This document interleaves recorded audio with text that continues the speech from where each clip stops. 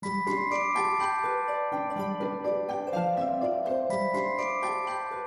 guys, this is Nia and today I'm going to be painting a candied apple. I used to get this when I was little back in Perth and I just love how shiny they are. So let's begin by drawing it out first. I'm sure you guys know how to draw an apple, but I'm just going to break it down either way. I like to start with a circle that's slightly oval for the top of the apple, and as we get towards the bottom, I draw lines going inwards and curving in slightly. Also, depending on the type of apple, the ratio will change. Some apples have a longer bottom and some are a bit more rounded.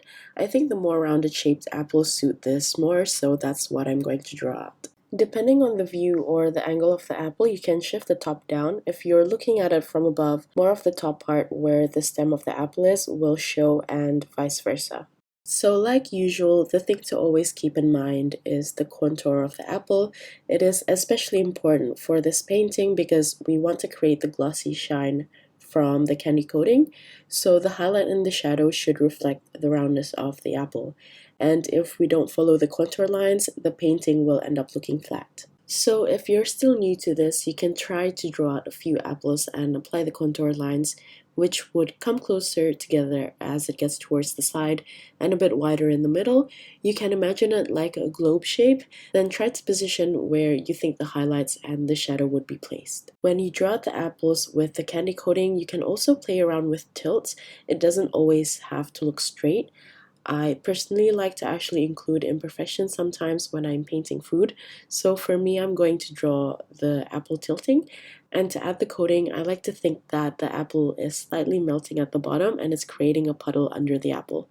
So the bottom of the apple is hidden behind the sugar syrup, and for the puddle I also like to give it a little bit of volume so the base of the sugar coating doesn't look flat, and I find that it looks more juicy that way for some reason. You can also play around with the base coating. You can make it look thicker or you can make it look more runny, and the shape can also look a little bit uneven. For the stick, you can play around with it a little bit. You can use popsicle sticks or even a branch, which is really fun, and that's what I actually did for my first attempt.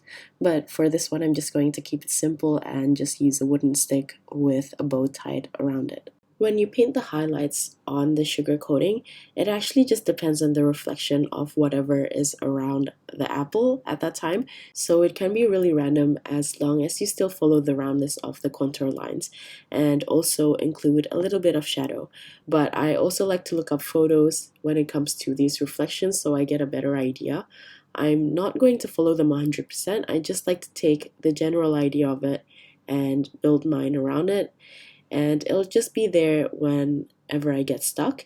And a tip is always to make sure that the lines you're painting for the highlights are never completely straight but curvy because the surface of the candy coating is round.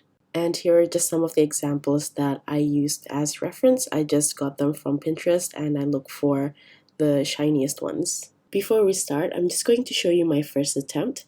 It doesn't look too bad, but I think it looks a little bit muddy because I mixed a little bit of ivory black with some of the red.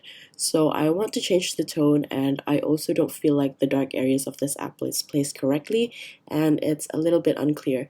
But I do like the bottom part of the apple, so I'm going to use some of that reflection for the bottom of the one I'm going to paint to. I'm going to quickly sketch out my apple first, but I'm going to just speed it up so it doesn't take too long.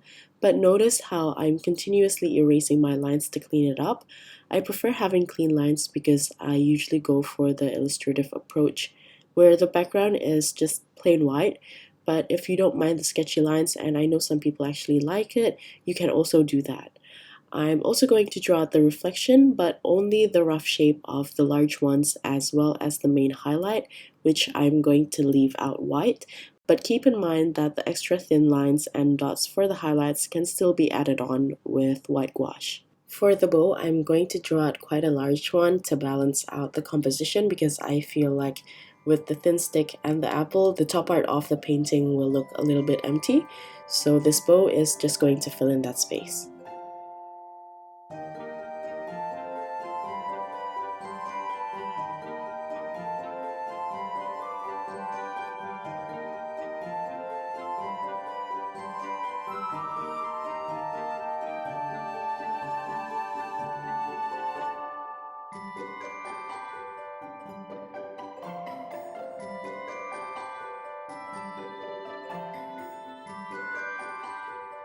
I'm not going to swatch the colors for this one because I think it's going to be quite a long one already, but I will go through the colors as I paint here so you can still see how I mix my colors. Here are the reds that I'm going to be using for the apple, and the colors I have here is Quin Red for the apple itself, Vermilion, Naphthol Red, Crimson Lake, and Ultramarine Deep for the candy coating. The first color that I'm going to use is the Vermilion by itself, and I'm also making sure that the palette is mostly clean so the color doesn't become muddy.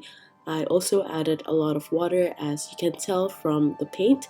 It's very diluted, and I'm going to cover the whole area of the sugar coating except for the brightest highlight, which I'm just going to leave out completely white.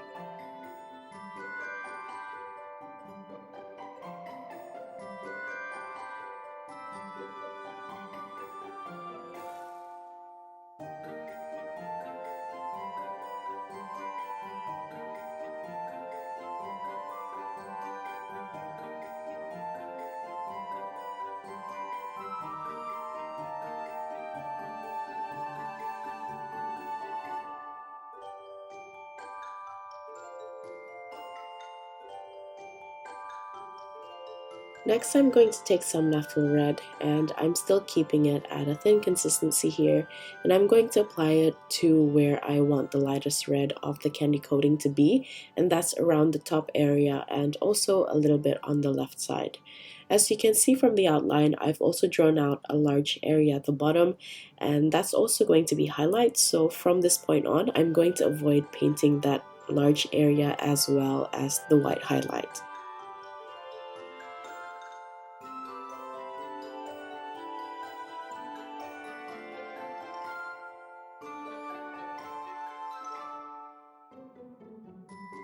Next, I'm going to take some Crimson Lake and I'm going to mix it with Naphthol Red. Then I'm going to continue painting the bottom part of where I painted the Naphthol Red by itself, but I'm still going to avoid that large highlight at the bottom. Where the line is connecting from the Naphthol Red and the dark red mix, I want to keep the lines very random, but I'm still keeping the overall shape quite rounded to follow the curve of the apple. I'm going to continue to layer and build on the darker red. So now I'm going to use just the Crimson Lake by itself, and I'm going to place some of it at the right hand side of the candy coating.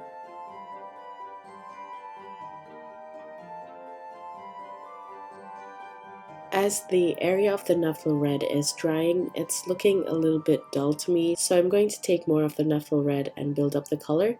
But beforehand, I'm also going to make sure that my brush is clean from the Crimson Lake so the different tones of red is still visible. I'm also going to take some Crimson Lake to line the sides of the apple, and while doing this, I want to make sure that I paint it with minimal amounts of strokes so I have a clean line. With this spare Crimson Lake that I have on my palette, I'm just going to reactivate it with a lot of water to create a very light consistency, or even like a lightly tinted water, and I use it to paint the middle part of the large highlight at the bottom while leaving a tiny bit of the previous layer on the sides. I'm building on the deep red again by using the Crimson Lake by itself, and I'm going to place it on the right hand side of the apple again, just like at the beginning. I'm basically just trying to get as vivid colors as possible, so whenever parts of the painting starts to dry, I keep layering it on until I like the vibrancy of it. I'm going to work on the puddle at the bottom now, and I want this part to be slightly darker than the rest, so I'm going to go straight in with a medium consistency of the Naphthol Red as the base color, but I'm still avoiding the highlighted areas.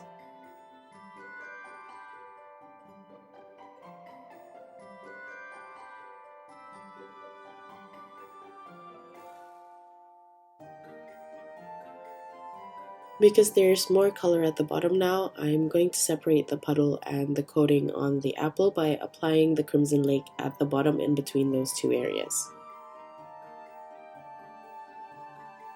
A lot of times blue is reflected on shiny objects because sometimes the reflection captures the temperature of certain lights that you might have indoors. So I'm going to mix in some ultramarine deep with the spare Crimson Lake on my palette, and I'm going to use a very thin consistency of this to tint the large highlight. And here what I'm doing is redefining the lines for the highlight. I think that's one of the most important point about creating reflections too, is that some lines are actually quite sharp and defined. I quite like the reds now, so I'm going to keep building the depth by adding darker values, and for that I mixed in ultramarine deep with crimson lake again, but this time I'm going to use a thick consistency to paint the bottom of the apple. And with the spare paint that I have loaded on my brush, I'm going to paint the darker part of the apple to build a little bit of contrast. I'm also using the same mix to paint a slight shadow at the back of the candy coating where the apple is showing to create a little bit of volume and suggest that the candy coating is quite thick. I'm also going to do the same thing for the puddle of candy under the apple.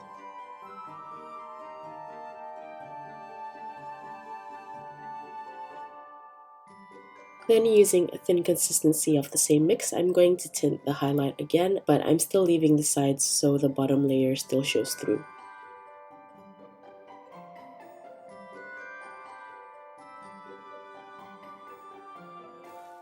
Here I wanted a little bit more highlight for the bottom, so I decided to take off a couple of lines to connect with this part of the highlight, and to do that I just reactivate the dry paint with water on my brush, and I continuously take off the paint with my clean brush, and whenever my brush is loaded with the paint from the paper, I just clean it again. I took a little bit of the naphthol red here because I want to start adding a bit of detail to the reflection by making random shapes. But if you do this, be mindful to only use a thin consistency first unless you're confident with what you're doing, because it's really hard to fix slight areas like this one if you overwork it with paint. Now I'm just going to work on the puddle part by layering more paint and adding the darker tones because I want this area to be darker than the candy on the apple.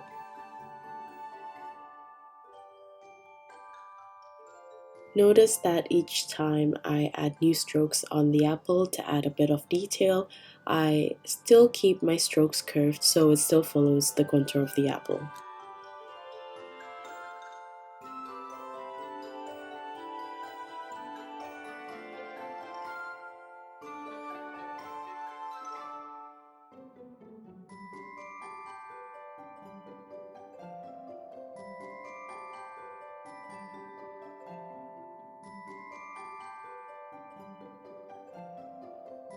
I'm going to leave the candy coating for now, and I'm going to color in the apple inside.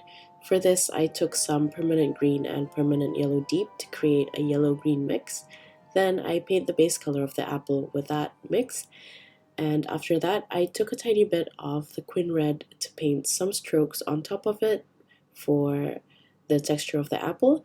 And like before, the strokes that I'm painting follows the contour of the apple, so keep the lines nice and curved. I also switched to my small brush here so I can get to the smaller areas, like for the shadow at the top of the apple core. And for that, I just added some ultramarine deep with the quin red and green mix to create a muddy brown color. I also added more quin red to redefine the streakiness of the apple. I'm going to paint the other details now, and for the stem of the apple, I'm just going to use burnt sienna as the base. Then I'm going to add a little bit of ultramarine deep to the burnt sienna, and this time I'm going to use a medium consistency to create a dark brown. Then I'm going to apply it to the sides of the apple whilst leaving some part of the stem so the base still shows through. Then moving on to the stick, for the base color, I'm going to mix burnt sienna with permanent yellow deep to lighten the brown, and I'm going to use that to paint as the base color. Then I used a thicker consistency after the base color has dried, so you can apply a bit of shadow to the stick, and I'm doing single long strokes so I can create a bit of wood grain texture on the stick. Then I'm just going to leave that to dry. Meanwhile, I'm going to work on the bow, and for the bow I used quin red for the top surfaces. Then for the rest of the surface, I'm going to use crimson lake so there's a separation between the folds.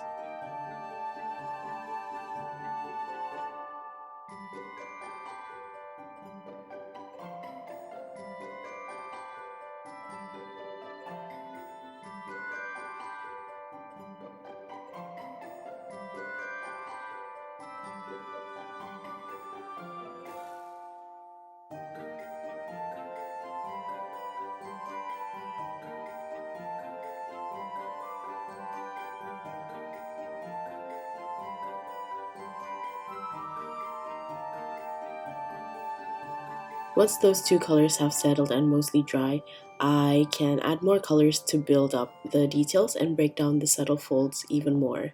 For these parts, you'll see me jumping around a lot because I like to work on different parts while I wait for certain areas to dry.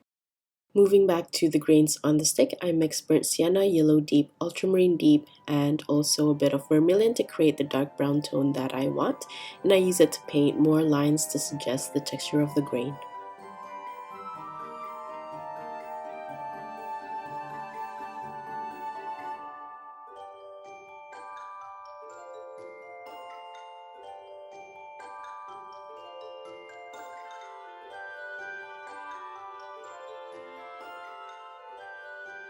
Then I mix a muddy purple color by mixing the previous dark brown with crimson lake and ultramarine deep, and I'm going to paint the connections on the bow just to redefine the shapes further and build on the values. Whenever I feel like a certain area is blending too much with another object, I like to always add a thin outline with a slightly darker tone of the color of the object itself, so you'll see me doing this from time to time. Now moving on to my favorite part, which is adding the white gouache to add the bright highlights. You'll see me reactivating some white gouache that dried, but in the end I used freshly squeezed one because that's the most opaque stage, and you can always add water to dilute it down if you need it. At this stage, I like to neaten the highlights that I've already made, and I'm going to curve it more along the side, and this curvature will help suggest the bright reflection of the candy coating. I build the details as I go, so you'll see me jumping around. Here I'm adding the dark burgundy mix to create the contrast of the shadows.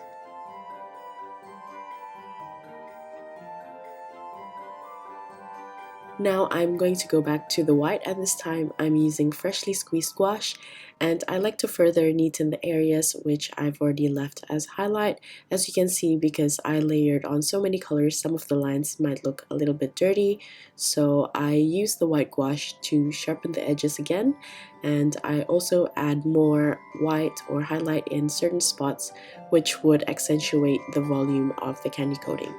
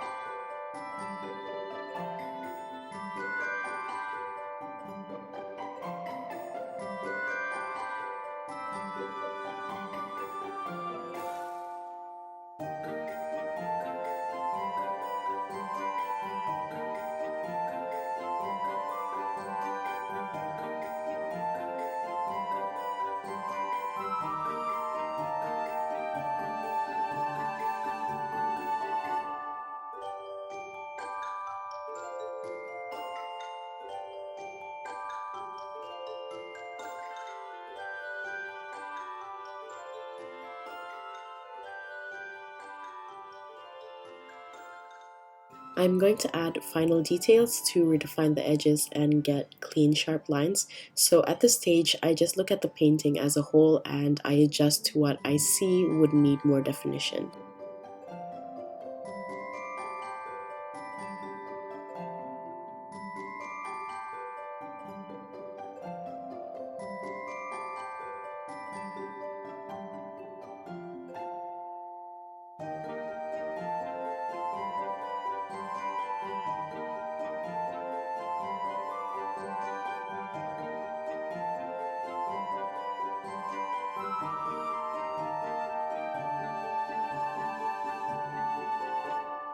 I also added some white gouache in other areas just to break up parts that are looking a bit too dark, and that's pretty much it. I love painting this one so much. I love looking for shiny things to paint just so I can go a bit crazy with my white gouache.